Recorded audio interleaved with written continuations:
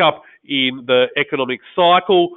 As we get into boom time, that's when we start to see global central banks raising rates, and that's what you can see here, the big pickup in US interest rates.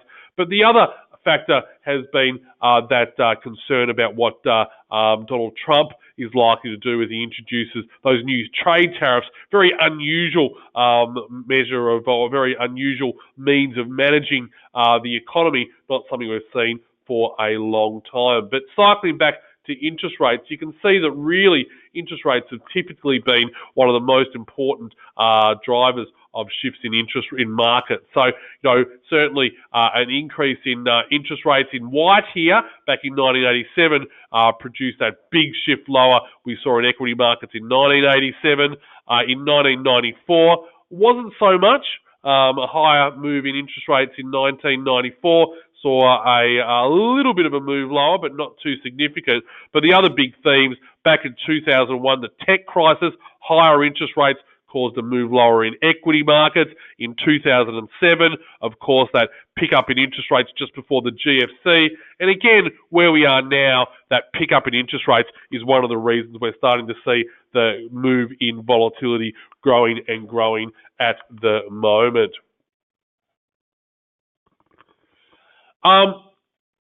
Higher interest rates are absolutely vital as well for the impact between Australia and the US. Now, in financial markets, when it comes to managing your or when it comes to the way that a currency is managed, it tends to have a massive influence by the difference of interest rates. And so what I've got here is in white. It's the difference between Australian interest rates and US interest rates. And so way back in 2011, Australian interest rates were almost 2% above where US interest rates were. So in foreign exchange markets, if you invest in Australia, you get an extra 2% every year from back in 2011, an extra 2% every year that was making Australia a much more attractive area to invest in. Now, that was, of course, when the Australian dollar was back at 105, 110, and of course the reason why the Australian dollar was stronger, everyone wanted to invest in us because we had higher interest rates. And you can see here in white, as our interest rates, the difference between Australian interest rates and US interest rates became smaller and smaller. As that occurred, you can see the Australian dollar fell at the same time, and during that time we saw the Australian dollar fall broadly in line with that difference between Australian interest rates and US interest rates. And so where are we now? Well, in a very historic time where Australian interest rates are now below where US interest rates are for the first time since 2001. And so in that environment, that tends to be why a lot of the banks, a lot of forecasters believe the Aussie dollar can fall further, because you can see more recently that linkage hasn't really played out. Of course, it does tend to play out it does tend to have periods where it doesn't play out. In 2012, it didn't. Between 2015, so it's not, completely linked, but it does tend to overall drive the direction. So that's why, where the Aussie is at the moment, near 78. Some analysts are saying, well, we could be due for a fall because, of course, with Australian interest rates below US interest rates, that normally would see the Aussie dollar weaker than where we currently are at the moment. The other real interesting factor that we're seeing at the moment is this big push out in where where markets believe the Australian Reserve Bank of Australia will start to raise rates. And at the start of the year, there was a belief that Australia thought, or that economists thought, the Reserve Bank of Australia would raise rates in October or November of this year. Now, over the last couple of months, you can see that it's been pushed out to maybe April or May. So that's been a really big theme in markets over the last couple of months, that some weaker inflation numbers. Today we had weaker employment numbers out at 11:30. Because of that, that's why we're starting to see the Aussie dollar weaker versus a number of markets. And as I'll show you in a moment, between not just the Australian dollar versus the US dollar, but the Australian dollar versus a whole range of markets. And here you can see the Australian dollar versus the US dollar, and really what we've got here is just a couple of indicators that you'll find analysts using. In particular, this blue line is the moving average, the 200-day moving average, and it tends to be a really effective way in financial markets of understanding the likely direction of a market. If it's pointing lower, then the market tends to keep falling. If it's pointing higher, then the market tends to keep rising. You can see all throughout 2013 and 14 it was pointing lower, all throughout 2016 and 17 gently pointing higher, and now you can see that's just started to turn recently. And there's been a number of things affecting the Aussie dollar, like I mentioned earlier, that move in Australian interest rate expectations. Now, no one thinks we'll get a rate hike from the RBA until middle of 2019. That's really caused the Aussie dollar to weaken, and now you can see that moving average, that blue line, just starting to move back lower as well. So that's why we think over the next few months, we might be starting to face more losses in the Aussie-US dollar. One market that's a really significant move, and again, you can see just how effective this moving average is. When it's pointing lower, the market tends to go lower. When it's pointing higher, the market tends to go higher. And here in the Australian dollar versus the euro, one of the really significant events in markets is, as global growth has improved so much, is that central banks around the world are thinking about raising rates. And we've seen the US already raise rates, Canada have raised rates, the UK have raised rates. Everyone thinks who will be next, and it seems likely that Europe is going to be one of the areas that raises rates, or at least winds back on its stimulus. So that's why we've suddenly seen the euro so much stronger in recent months, and that's why a lot of analysts believe we might continue to see it move lower over the next couple of months as well, certainly into the end of this year. The British pound has been a particularly significant mover. Again, as I say, there were so many fears about what Brexit might cause, the impact it might have on the UK economy. But as it turned out, the impact has been negative, but perhaps not as negative as some forecasters thought. But importantly, because economic growth or inflation has been relatively strong over there, we've actually seen the UK central bank, the Bank of England, raise rates. And so that's why all of a sudden the Aussie pound, the pound has been a lot stronger, and market forecasts are for it to move further stronger. So that's one of the big impacts. And again, it's that tying into the fact that the Australian dollar, first of all, the Reserve Bank of Australia seems less likely to raise rates than they did at the start of the year, but also because the Australian economy is so exposed to trade, exposed to China, it means we're particularly impacted by the trade war news. And in particular, we've seen a big move lower in iron ore. It's down 20% since the start of March, when Donald Trump really started raising the rhetoric about trade wars. So as a result, some of this weakness very much because of the Australian dollar under pressure as well, because of commodity prices under pressure as well. Australian dollar versus the Japanese yen, also still relatively strong, but starting to turn back lower, and that's again thinking about whether the Bank of Japan might raise rates before Australia does. That seems like it's a long way away, and remember, Japan has been in a recession, or certainly underperforming, since the 1990s. So forecasters still believe that the Bank of Japan is still a long time away from raising rates.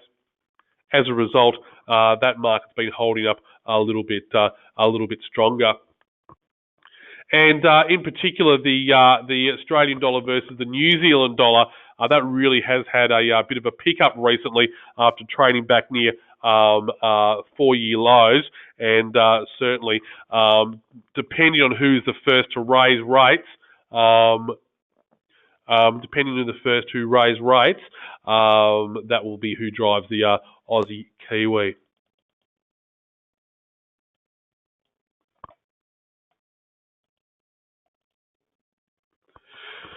The AUDCNH is certainly important for APA members. We've been doing a increasing amount of work with APA and been at the road shows over the last couple of months and hosted some presentations, and the increasing impact of making payments into China.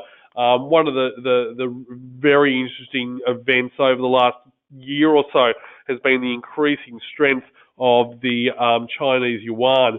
And one of the main reasons for that has been with Chinese growth a little slower than it has been over the last 10 years. China's really trying to encourage foreign investment into China. And to do that, investors don't like to invest in countries where the currency is depreciating, because, of course, if you do invest, doesn't matter how well the investment does, if the currency falls, then that can cause the investment to underperform. So again, one of the unusual events or unusual factors we've seen over the last 3 or 4 months has been President Trump criticising China for devaluing their currency. Their currency's actually been strengthening over the last year because of this factor, trying to encourage investment into China. So that's why we're seeing the Aussie CNH weaken, and that's why it can certainly continue to weaken over the next few months as well. So really, what we wanted to focus on next is we're looking at the moves that we've seen in markets, and importantly the uncertainty out there in markets. We wanted to touch on some of the risk management techniques that we do have and really work with our clients. The real focus, I think, needs to be that regardless of what's happening in markets, the Australian dollar is one of the most volatile currencies, and that's because, again, we're exposed to China, we're exposed to commodities. Markets really take a view on the Australian dollar according to global economic growth, and the average range since 1983 has been 19%, and so it is a very volatile currency. And as I said, it's very much driven by global growth expectations, exposed to China, and it's relatively high interest rates. As we've said, people like to invest in the Australian dollar because they get a better interest rate than in a lot of other parts of the world. That's still true, even though US interest rates are now higher than Australian interest rates. We've still got higher interest rates than Europe, Japan, Switzerland, and so that's why the Australian dollar can typically, be well supported versus those currencies. So when you think about the Australian dollar and how volatile it is, you do need to have a plan to manage that volatility. And we talk about the risk management cycle, a very simple way to manage that. First of all, have your goal in place. Second of all, have a plan in place. So when I talk about goals, what are you looking to do? Are you looking just to protect your cost of goods that you're bringing in? Are you looking to benefit from the market if it moves in your favour? Understanding your goal is really important. Then having that plan in place. How much will you try to manage? How much will you try to protect? How will you do it? Will you do it when you first decide that you're going to bring the money in, bring the goods in? Will you do it when you make the order? They're the kind of things that you need to bring into the plan. You then need to implement the plan, which sounds silly, but it's very critical to make sure that you do have that in place, and then finally have a review in place. And really, we find that most businesses want to start at the review stage. You know how you've gone over the last 12 months. What can you do better? And that's where you set that goal. So that's why we talk about it been a cycle because it's an ongoing process, and it really helps you, certainly manage that downside risk of a market that moves 90% per year on average, but also trying to protect or maintain the ability to benefit from the top side. So more broadly, it tends to look like your event tends to look, or your plan tends to look like this.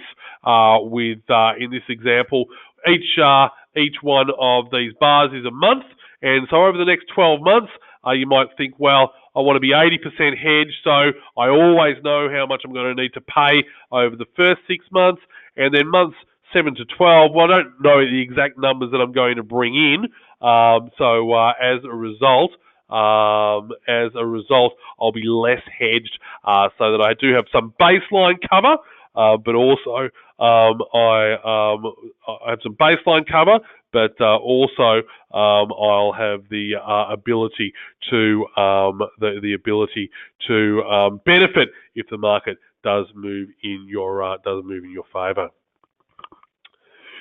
So, when you think about what you're, as I mentioned, thinking about the kind of customer that you are, you tend to break it up to someone that's just looking to purely protect your business, or someone that's looking to also maintain the ability to benefit. So, if the current rate is at 78, you might think, well, we don't want to have to pay anything worse than 75. I want to protect that.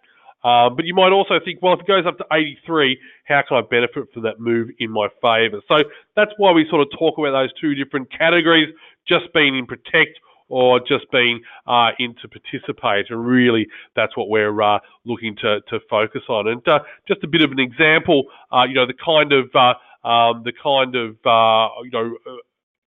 alternatives that are available to you, depending on whether you're just looking to protect or you're also looking to participate as well. If you're looking to protect, the most common product that you use will be that forward exchange contract. And looking at where we are at the moment, up around 78, you can probably protect 3 months out around that 77.20 level or so. And so with the advantages of knowing that in 3 months' time you won't have any variation in your payments.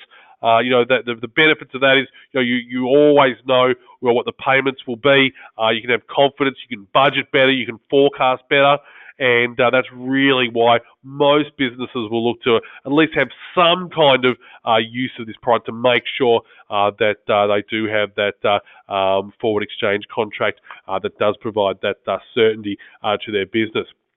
What are the disadvantages? Well, you're absolutely obliged to use that contract if the payment falls through, the shipment falls through. You still have that obligation. You can roll it for 30 days or 60 days if the payment's coming late. That's no real problem, but you tend to have the obligation, and really no participation in a favourable move. So if the market moves up and in your favour, then you find that it can have a more of a disappointing result. If you've hedged at 77.20 when you're at 78, that sounded like a great idea, but if the market rallies to 85, then that can be more negative. It's just an opportunity cost side of things. But of course, if it goes down to 70, you're glad you hedged. So that's the conundrum and the difficulty that I'm sure you've all come to terms with on a day-to-day basis. From the other perspective, as we say, what's the alternative to using the forward exchange contract? Well, there's lots of alternatives, but one is the participating forward. And so the give up on that might be a little bit less attractive. So instead of 77.20, it might be 76.20. But the difference is if the market goes up to 83 cents or to 85 cents, then at least some of your exposure you can deal up at that level. And so what typically happens is it's a 50-50. So you'll end up dealing 50% of your exposure at the original protection rate at 76.20, and you'll use the other proportion up at the better spot rate up at, as I say, 83 or 85. If the market falls, then you're 100% protected at that 76.20. So what this does is just a different way of managing risk. So from one perspective, the forward exchange contract is managing the risk of it going down. The participating forward is managing the risk of it going up. And they're the two ways that businesses, really think about managing their foreign exchange risk. Of course, you can just do nothing and you can leave yourself exposed to the market. But these are the risk management techniques that businesses that are, regularly importing goods into Australia or exporting. I mean, it works both ways, but in these examples, they're for importers. These are the kind of techniques that they might use. And so, what are the kind of benefits and the disadvantages? Well, again, there's no real cost, no upfront cost in any case. What you're using or what you're paying is the difference between the FEC rate and the participating forward. So that might turn out to be around about a cent or so, and of course it always differs according to interest rates and time and so forth, but that's a good kind of rule of thumb to use. And as I say, it provides that protection from both sides, a move lower or a move higher. So that's the real focus that we look to use in that participating forward product. As I say, you're 100% protected at all times. And there's also less chance of a margin call, less use of credit, because of course you're only obliged to do 250, half the amount. The other half of the amount is more floating. So it has its benefits. As I say, the main disadvantage, it's the initial rate is a lot lower than the FEC, but of course, that's what you're paying for, is the ability to benefit from both sides, and participation's only limited to part of the exposure. So if it goes up to 90 cents, in this example, you'll be dealing half at 90 cents, but you'll still be dealing the other half at 76.20. So that's the disadvantage out there as well. So, that's really what we sort of wanted to point out today is, where we are in the global market, things are performing a lot better. There is more risks coming along because there are more risks coming along because, of course, we've seen higher interest rates, and we've seen the impact that these trade wars are having on financial markets. But with more and more of those risks, it's not like you should suddenly start introducing a hedging policy because there are more risks ahead of us. Instead, a rolling risk management program is a very easy way just of managing, one of the many risks in your business, providing certainty to your cash flows and your forecasts. And as I noted, by using the participating forward or a product like that, it allows you to benefit from the market if it moves in your favour. So, I guess in conclusion, what we're looking to say is that foreign exchange markets are always uncertain. The Australian dollar does move in a fairly, as I say, broad range, 19% per annum on average. So, accept that volatility is part and parcel of your business. I mean, you sort of think, well, what can happen in 3 months if you make an agreement to import goods and you have to pay in 3 months' time? You think, well, how much can it move in 3 months? Well, the reality is it can move a significant amount. That's what happens in foreign exchange. So accepting that foreign exchange volatility is part and part of your business, I think, is a really important part of what you're looking to do. Have a plan that can withstand the unexpected. And that's certainly, what I believe, is particularly important because, we sort of say, well, expecting the unexpected is absolutely critical in foreign exchange because that's just what happened. I mean, certainly 2 months ago, 3 months ago, no one was expecting these tariffs to be introduced into the US-China relationship. We saw US share markets fall 10% on the news. They've bounced back, yes, but always expecting that something unusual can happen in foreign exchange and have a big impact on your bottom line is critical. Be prepared for the big events, and by that we mean particularly when there are big data releases. We try and help our clients by having orders in place is one way to achieve a better rate. And so Brexit, Donald Trump's victory, two other really clear examples of how things that can never happen actually do happen all the time. And then hedge incrementally, and what we mean by that is that we talk about how the risk management cycle is an ongoing process. We talk about how it's important to make sure that you have that sort of higher cover and then the lower cover over that 12-month period. But don't do it in one hit.